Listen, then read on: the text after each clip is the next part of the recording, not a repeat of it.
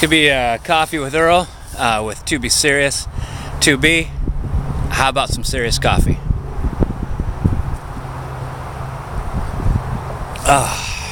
That's a good coffee. 2B, you had me watch Cabin in the Woods. Thank you for that, by the way. And it actually had the largest psychological impact on me, because in the first movie, I quickly figured out that it seemed likely. Many people believed that the planet was going to strike the Earth, and I'd be like, oh, good then. I'm no longer going to take showers. I'm gonna sit and knit and read books. Like, I know there's like stories and books where like the world's going to end and people keep going to their jobs.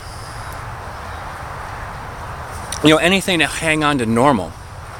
Which kind of takes me to Cabin in the Woods, because the idea being that the young folks are going to be so interested in just like what I want. This is just what I want, that they will ignore any any warnings to the contrary, those kinds of things. But here's the thing: it's like. One of the guys said, I don't want to support a system that would kill my friends, you know. So, and it also reminds me of a lot of management techniques for dealing with this, I was going to say humanity, for dealing with customer problems. And it's the same thing with a lot of parents are taught to deal with their kids. You give them choices, and then they choose amongst those choices, and then based on those choices, you have another set of choices. And for all the choices you have, you could also kind of manipulate the choices they make by certain repercussions. Like somebody wants something, they're like, well, you know, you could have this, but that will prevent you from getting the rest of what you were talking about. Or, you know, or you could have the opportunity to, you know, and then you start steering them away from what they want, which is like maybe their money back or something like that.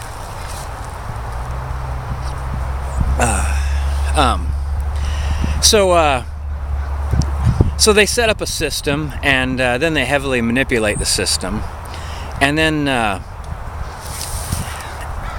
they're like, oh yeah, they have free choice, but I didn't see any of that. I didn't see any free choice. I saw them heavily inundated with distractions, like different kinds of things that reacted like mental and emotional manipulators were given to them against their will, without their knowledge, and actually who they were was subverted. And the people doing all this were also trying to gain as much personal power and personal reward as they could as well. Which, like, and I've worked in places before where there's like this thought that that's okay. It's okay to like carve out a little off to the side for you. People that used to search people at the door would sometimes pocket the drugs they'd find. And, you know, a wide variety of examples for that. Like, I worked in places where terrible disrespect, like the callous nature that was shown towards the suffering of the teenagers. I've worked in places where that was almost, not only was that almost like a culture, but it was almost, if you didn't participate, there was tools to get you to participate, and if you didn't participate, there was repercussions. So I felt, and also all the fears and all the things that could go wrong were bottled up and contained and ready to be released by the people in power. So like any kind of, I mean, just imagine like anything that goes wrong in your life, imagine how there's other people that not only could like kind of set that up to happen, but could have not set that up to happen. You know, certain things don't need to be released. You know, an apartment right around the corner here doesn't actually need to go for $1,500 a month.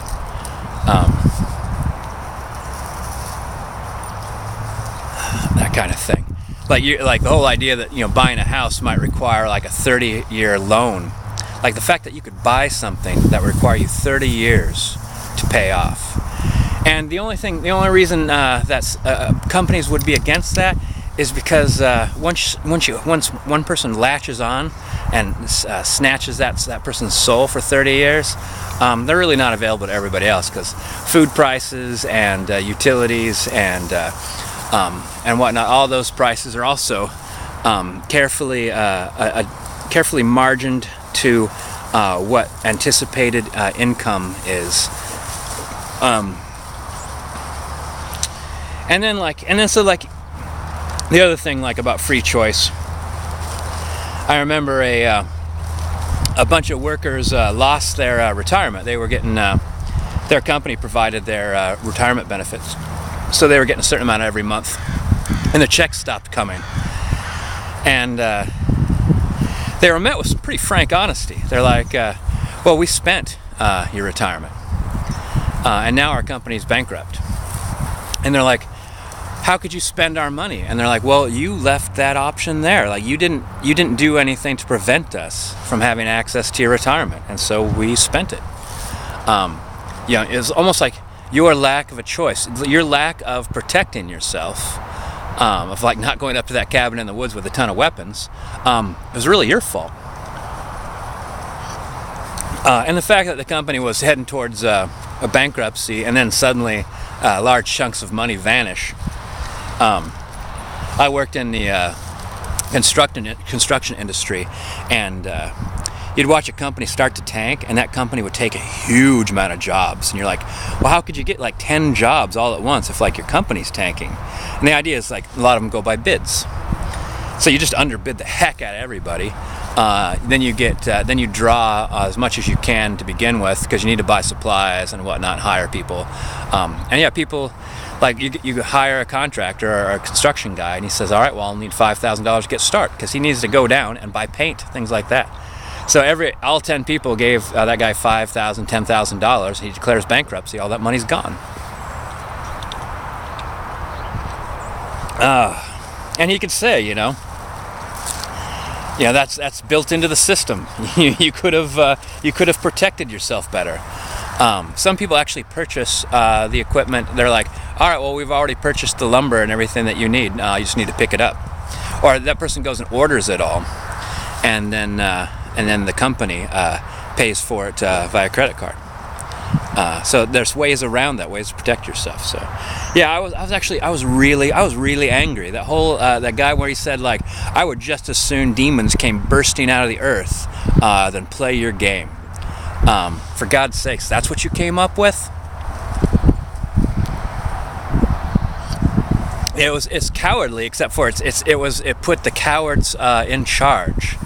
And so why not? Why not have these faithless, untrustworthy, low, constantly behaving beneath themselves people in a position of control and power?